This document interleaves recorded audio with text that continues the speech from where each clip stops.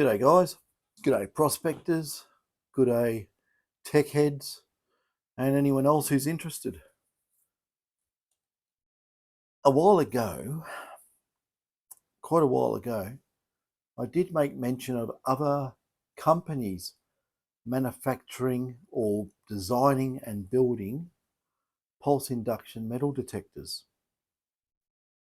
And I'm going to show you something that not going to say much about it. I'm just going to show you something. Okay, I'm going to do this in a particular way. I've blocked out any markings that is, any way you could ID what I show you. And I'm doing this in fairly low resolution too. Basically, yeah, I don't think you'll be able to read the chip numbers. I hope not. But anyway, first board is a swappable input stage board. I put the white sticker there because that blocks out any naming stuff. And it's a plug-in module, as you can see. Should be able to see. It's got pins on it. So ins and outs, and that's a front-end module. Which, it's one front-end module. There's a multitude of front-end modules. Okay. Another plug-in one, which is the power stage. Nice big heatsink on it. And also it is a plug-in module, if you can see that. See? So yeah, there we go. There's that one. These ones here, I could show you the back of these boards. I can show you the back of the boards there. There's nothing on it, is there? There's oh, there is some little parts here. There you go, some tiny little parts. But we go over.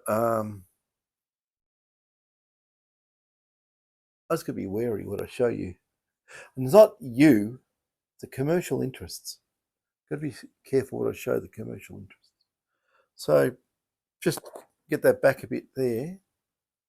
That is obviously it's a power supply board. But the most impressive part of this design, which I've got to have this far enough, I'll have to flick it all the way over there. There we go. It's all plug in, right? But would you believe, to make probably one of the best metal detectors that has ever been made, basically breaks down to that. I don't even know if you can see that, but I'm not going to go zooming in because I haven't taken off the part numbers. But you can have a look at it from there. Okay, and it's all plug-in. It's all modular, and as you can see, she basically screws together. That goes on there, and these other boards can plug in where they do.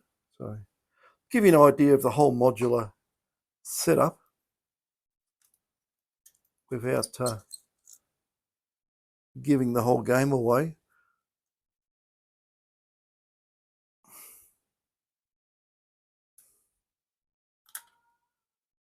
You have to wait for me to do this bit. There we go. There you go. That's one. Oops. Should have put screws in. One high-powered metal detector that is cutting edge. Okay. It blows everything else away. If you could see some of the chips on the board, I'll give you an idea.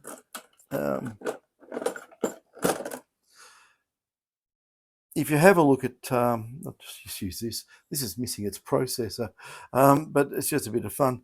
This is a 6000 board that the processor has been removed from. It's a little BGA. And if you have a look at how big that processor is there, the ones we're using, well, the ones on the other board, use the right terminology, is smaller than that ADC chip there. So it's very small. Actually, it's probably getting very close to that pulse width modulated audio IC there. And yeah, that's the a quantum change in technology. Everything's probably 2 orders of magnitude smaller, and smaller means faster. So basically the way it goes. So yeah, just double check that. Yeah, there you go. That's exactly the same size. Well, there as the ADC. And this thing here, because I know what chips are used in the 6000, this thing here has a hell of a lot more processing power and is a lot faster. So even the ADCs that are on this board here, they are really, really fast. There's a reason for everything, but I'm not going into it because some things are commercially sensitive. But yeah, so anyway, this is the first working version of this. It basically, we set it up, this one, it runs on 12 volts, okay? So it's not a, you can run it on 12 volts to 18 volts. Basically, you can shove a lithium battery on there and away it'll go.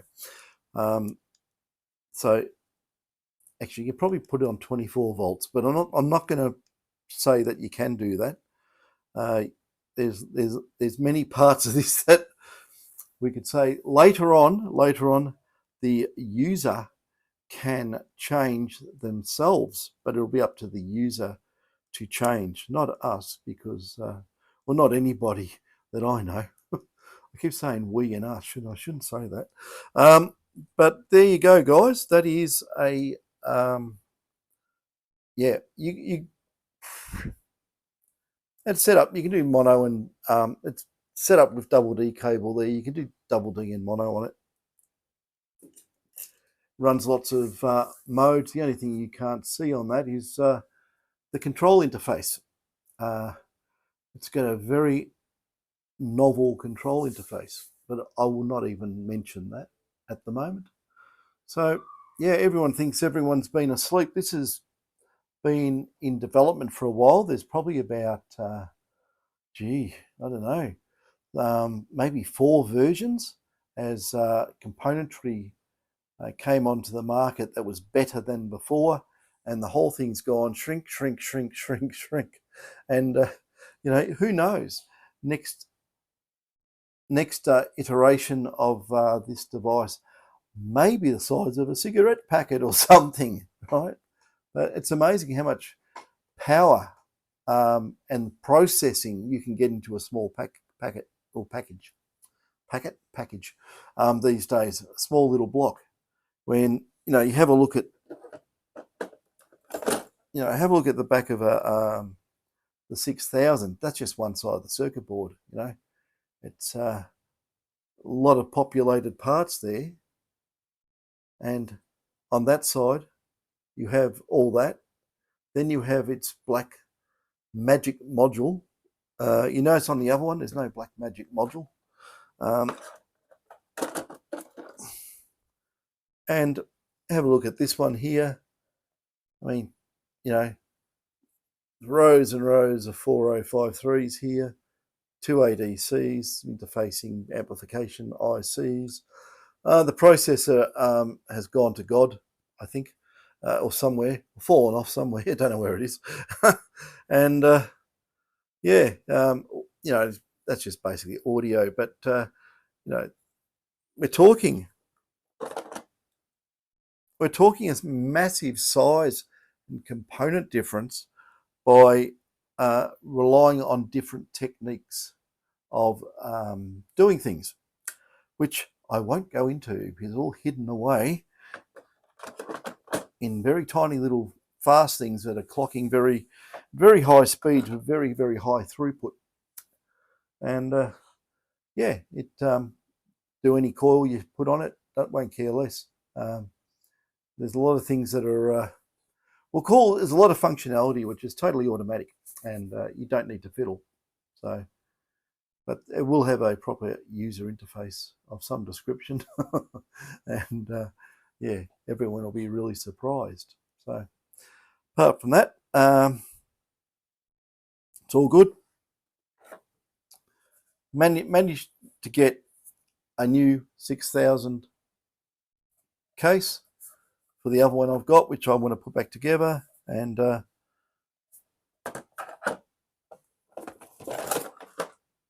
new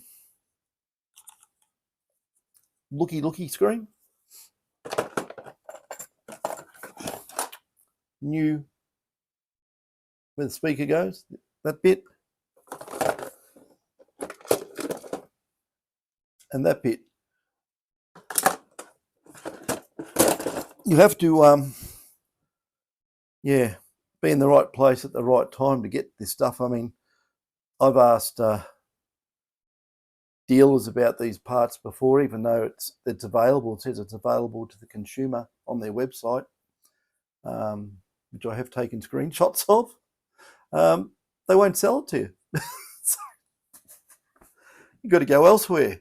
So yeah, it's just amazing that there's very little, you know, obviously this detector, the one I had, was out of warranty, and you just can't get parts for it. And well, I don't know if the parts are available, but they're classified as dealer parts, and dealers can get them. It says so in the Minelab literature online.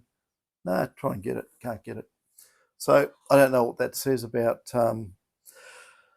in my opinion, it gives me a bad taste about availability of componentry, housings, various parts going forward. I don't know what that is going to end up like, because you know, I couldn't get parts for what I would classify as a fairly recent machine, you know. So I know Minelab won't like me saying that, but it's the damn truth, isn't it? I can't get the parts. I did approach 3 dealers, crickets, unless they just hate my guts, one or the other.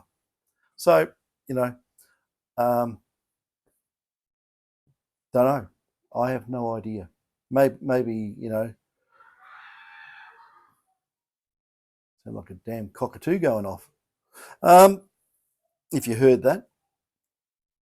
Yeah, so anyway, that means that we can now rebuild this one with a nice housing. But yeah, look, you know, maybe I should bite my tongue and just not say it as it is and just fluff it and say, oh, fantastic. But maybe I should just tell the truth of how I've been experiencing things and say it for what it is. But yeah, watch out, Minelab. Someone's coming after you. Right? Someone's coming for you. I'll just show you that part of it, the back part, the non-interesting bit. So, guys, there's more competition. You got the Algo Force out there, which is competition. Still got this Nocta bizzo I've been hearing about, which, you know, hasn't eventuated yet, as far as I know. I don't know the story on that. We've still got something that was made over in China, which has been seen in a demo, and it's not on the market. I don't think it's the things you see on Alibaba. I don't think it's that. It wouldn't fit in there into one of those knockoff looking things. It just wouldn't. So yeah, that's where we are. So anyway, guys, we know about all these magical coded coils and coded plugs and coded this and coded that. Keep making codes for things because, in my opinion, you're going to lose market share when things come out that aren't coded. That you can put any coil on it or anything you want, and it's going to work. That is a big thing with prospectors. It's a big thing with me. When I go to buy a coil and I can get a second-hand, I'd make my own, of course. There is some coming, by the way. And maybe I shouldn't have said that, but anyway. I can make my own coils. Great, fantastic. But everyone else is, you can't go and you can't get a new detector and say, well, I want to change coils, and some nice ones second-hand on the market, maybe at the cash converters, in those type of shops, just the pawn shops. That's PAWN. And you can pick up the coils for $80, $100, but now, oh, sorry, it needs a chip in the coil, and now it's $650. So you're paying that much. Well, I shouldn't say that the price differential, but you get my drift. You can buy a coil. You can get one out of China, right, for $80 or $70, and I'm not going to lie here. I'm not going to lie. They work exactly the same as the other coils. Everyone's going to hate me saying that, but I'll tell you what. There's all sorts of coils, and they got what they've done, because they're more or less. How many ways can you make a coil? Right? It's just wire and shielding, bit of plastic and a lead, special type of lead, of course. But they've got all that, and they will sell you a coil, functioning coil that'll work on a GPG or GPX, not a 6000, but 45s, 5,000, and you can buy them for $80, $110. So on the newer detectors, you want to buy a similar type of coil. Well, there you go. Price jumps up to $650. Why? Because it's chipped, and it's got a proprietary plug on it, possibly, or maybe, in my opinion. So I'm just having a bit of a stab at the moment because I look at this detector game, and there's so many damn experts out there who know everything about the whole market, and they all, what David called it, just beauty, he called it, they all circle jerk, right? So you can work that one out for yourself. But it's really amazing. It really is. So anyway, this thing here, what I've just shown you, when it's in its nice little box or whatever, you can get a coil that was manufactured in 1996, right? And you can stick it on and it's going to work perfectly. So there's all these, it just opens up the secondhand coil market. All these cheap coils, they're all out there. And, functionality, the difference between, a chip in a coil and the coil windings and an older detector, doesn't do anything.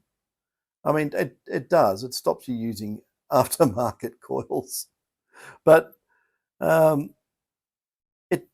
you can have a look at what the chips are anyway. They're a cryptographic chip. Just a 2-wire handshake type chip. So there's nothing special about them. It just locks the coil market up. That's what it does. So you won't be able to use a Nocta coil on a Minelab or a Minelab coil on a Nocta, probably. I don't know. Are they going to chip their coils too? Great marketing mistake, if you want my opinion, doing that to people. You buy a detector, you want 3 coils. Well, gee, You don't want to go buy 3 coils. It's nearly $2,000, isn't it? So unless you get them second hand, but that might be a hard thing to do too. Just because they're so damn pricey. Guys, I tell you what, right? I've had coils costed to make here in Australia, okay? And small volume. Should I tell you this? This is freaking giving away wholesale prices. Okay. To make a 12-inch coil, okay? Skid plate, top and bottom, plastic, in Australia, right? $30. $10 each piece, okay? And that's actually adding the basically we'll call it the formers. The formers in there. That's included. The formers in that pricing at 500. I think it was 500. 500 shells total. So divide that by 3 for each piece. So it's not that expensive. The foam, what you need in there, which is a surfboard foam. They call it surfboard foam because it's really crispy and holds its shape. It doesn't shrink. It's a big cell structure foam, full of air. That's what you need. Don't want anything stuffing up the coil winding. Something like that, God, allowing in bulk, and you can make it yourself with a 2-part mix actually, with a foam mixer and put into a clamped mold, which might show you all one day. But if you clamp your own, make your own foam, I don't know, $3 for a 12-inch. If you buy it out of sheet, the amount you'd have to cut out of it could be about $12 a piece. Then you got your wire, Litz wire. I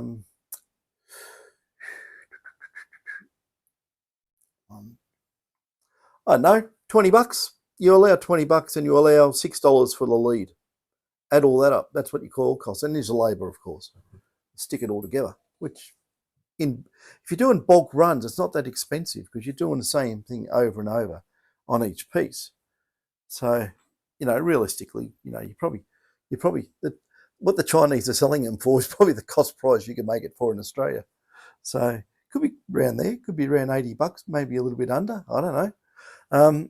Yeah, 30, 40, 50, 60, 70, 70, $80. There you go. That's sort of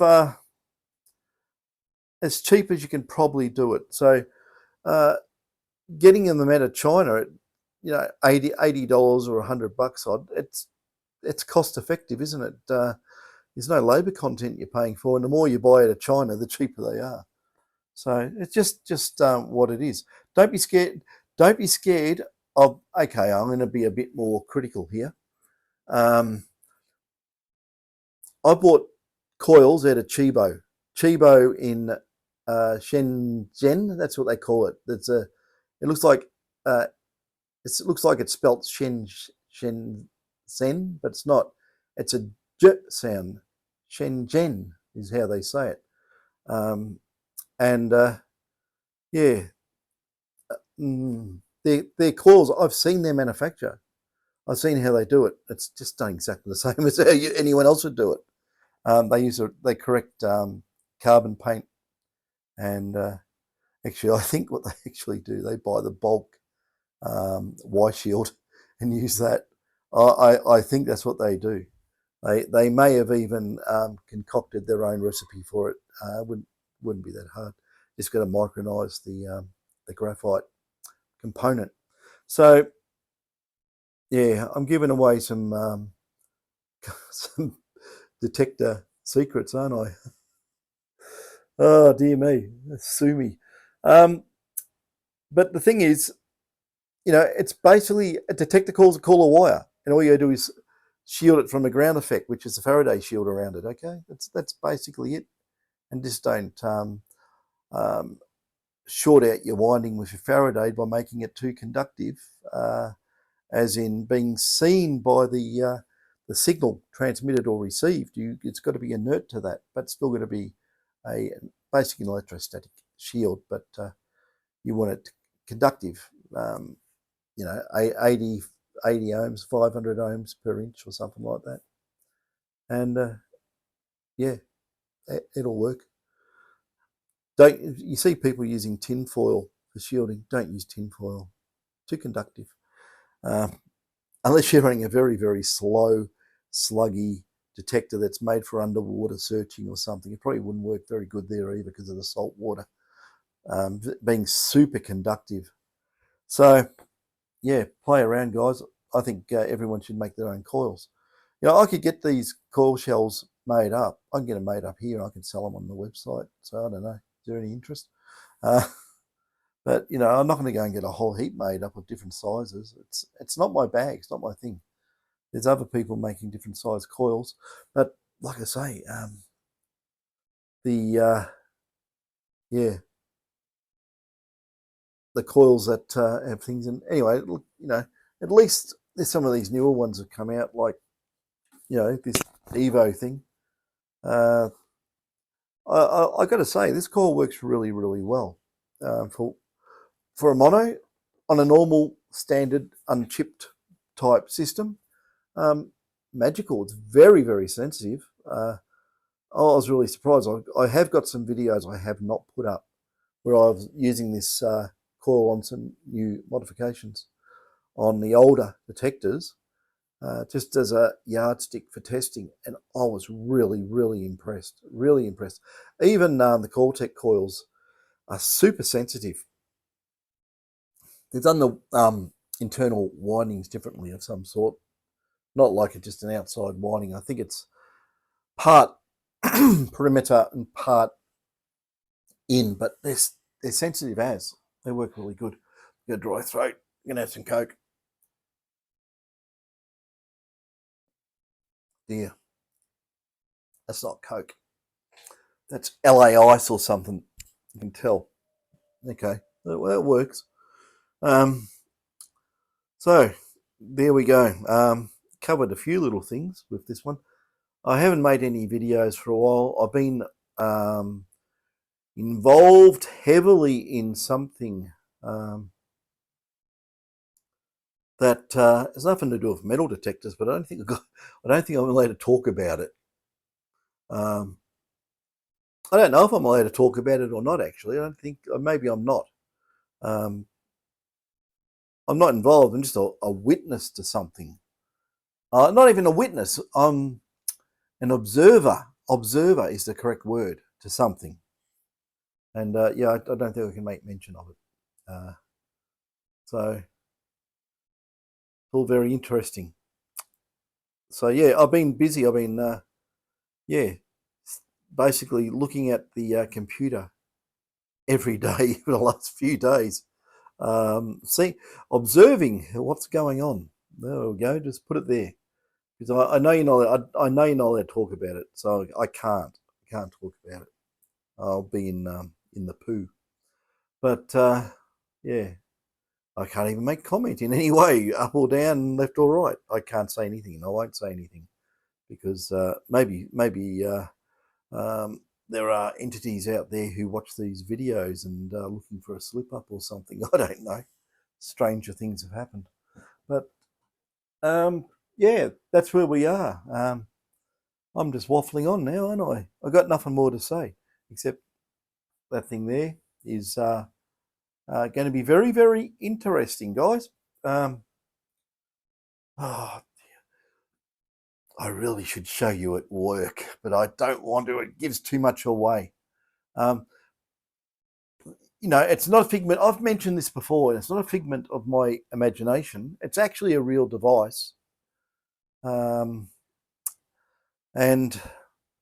if I did actually make it work, I can't show you parts of it that make it. We can't show you how you control it, put it that way. It would really give the game away. So trust me, that'd be an absolute doozy. Dear me. But overall, knowing how these things are, I don't know if it'll be cheap. I don't think it'll be cheap. I think it might be along the lines of what's out there. Bottom or top of the market, I don't know. it's not my area of expertise. So, you know, they could be very expensive. They might not be. It doesn't look like there's much in there, but there actually is. Well, I can give you, it's probably saying too much. If I say, well, there's one part in there that cost X amount and it was just that, well, then you'd know it actually someone skilled in the art, as we say, or someone who knows what's going on with detectors would probably go, they're doing this, or they've gone down that path. But yeah, the parts weren't cheap, put it that way. It's not like putting in some little tiny, you know, some generic 32-bit processor or something like that, which seems to be the rage at the moment. This might be very, very different indeed.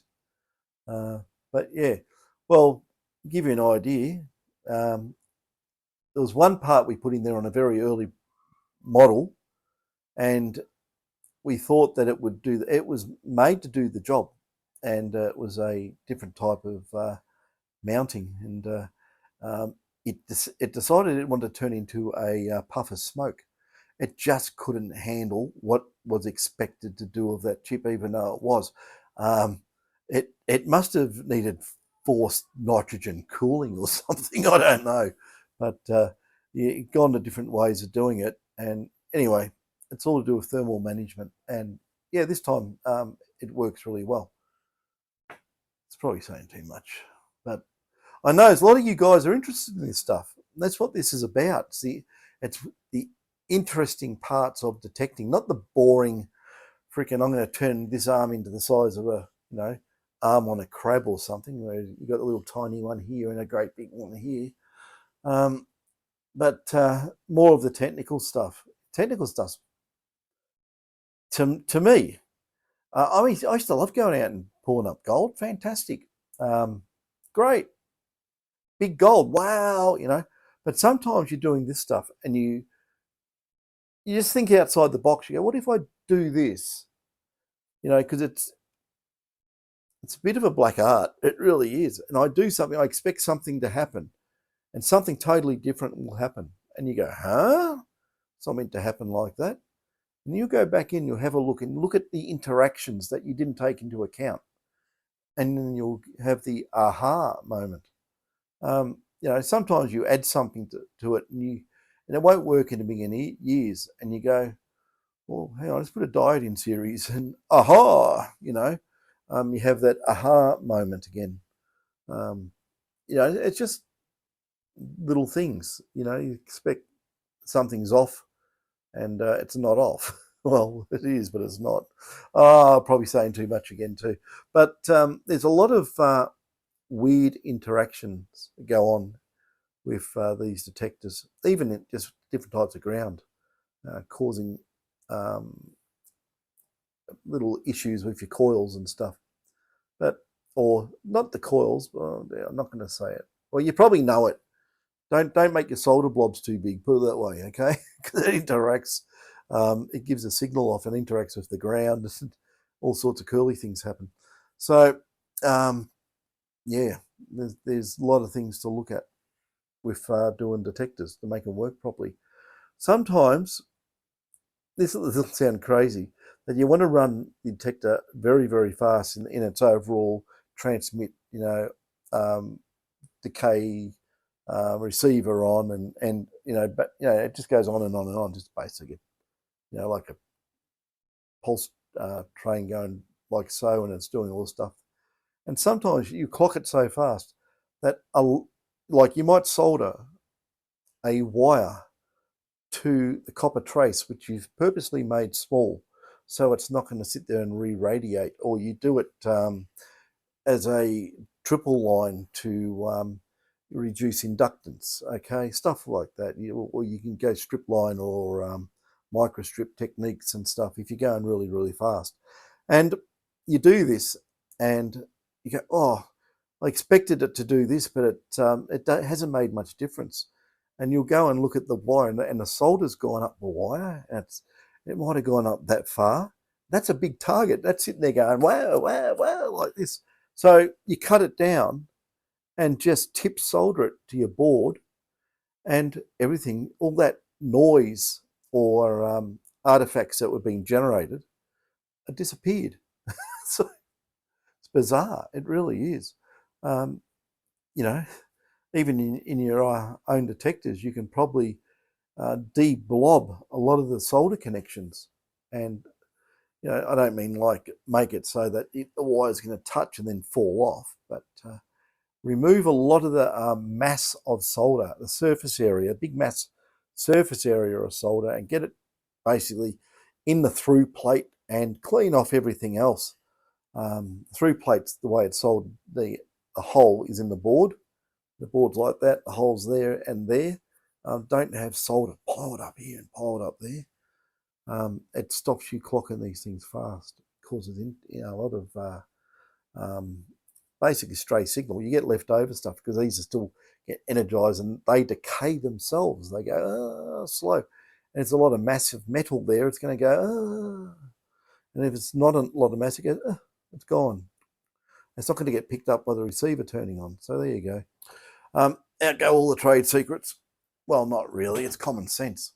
If you're going to play around with this stuff, you can't have big blobs of solder everywhere. Anyway, that's probably enough. 36 minutes of that. When all I wanted to talk about was the other thing on the bench, but yeah, you know me, I get off track because sometimes there is extra stuff to talk about, but I just got to keep it a little bit close at the moment. When we're ready, try again. When it's ready to show the world, this will be your number one channel, your number one show and tell station to see it. No one else will have it, I don't think. Oh, some will. Oh dear, I said too much.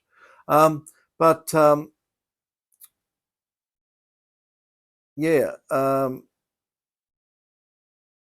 don't know. There's people out there who want detectors to sell. I know that.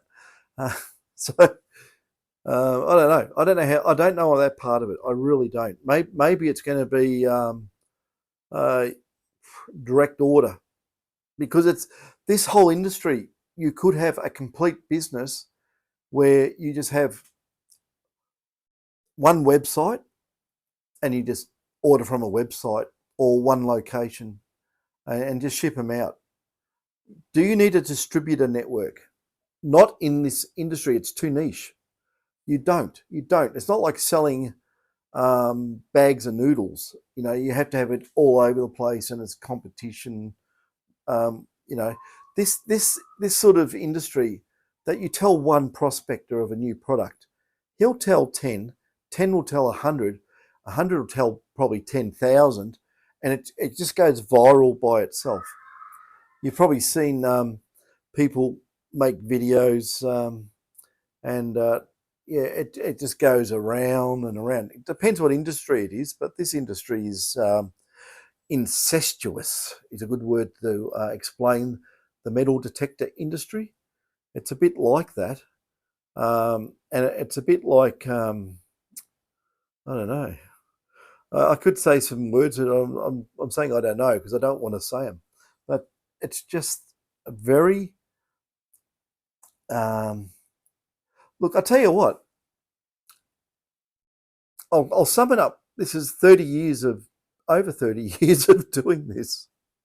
Okay? It can be the best of the best things to get involved with.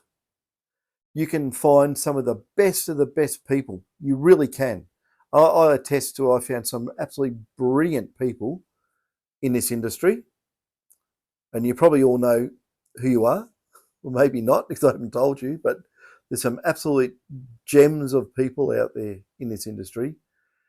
And there's some total, utter, I'm not going to say the word, but you can probably think of it.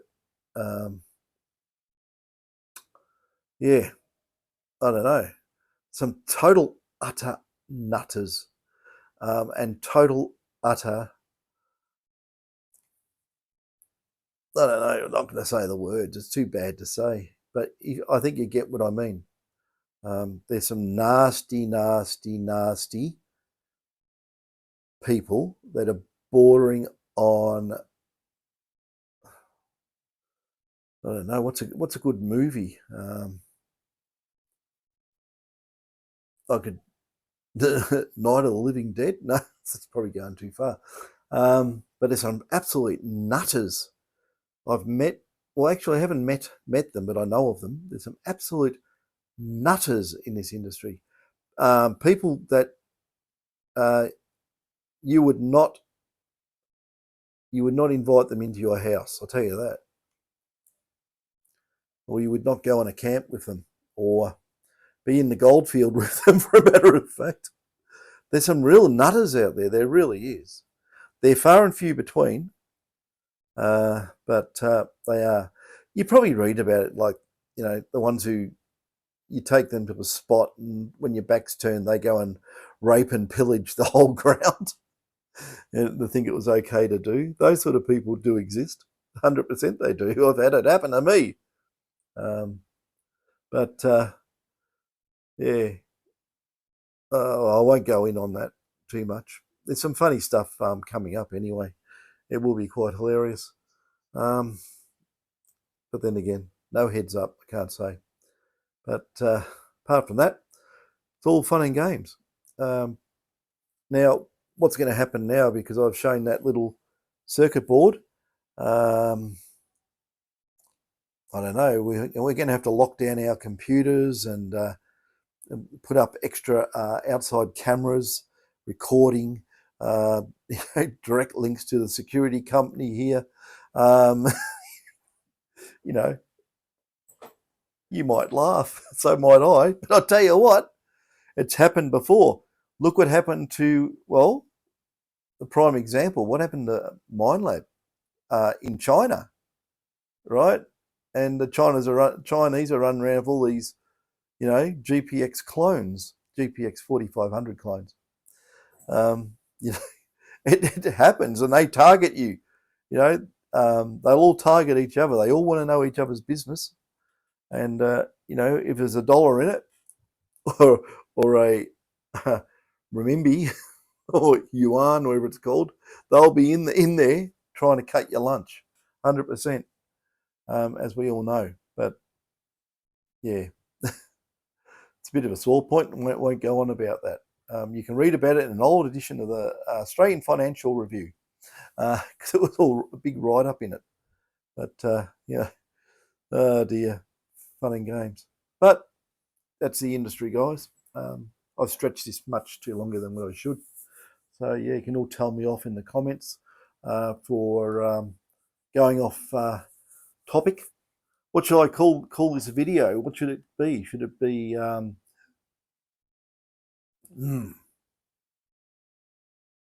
don't know, catches?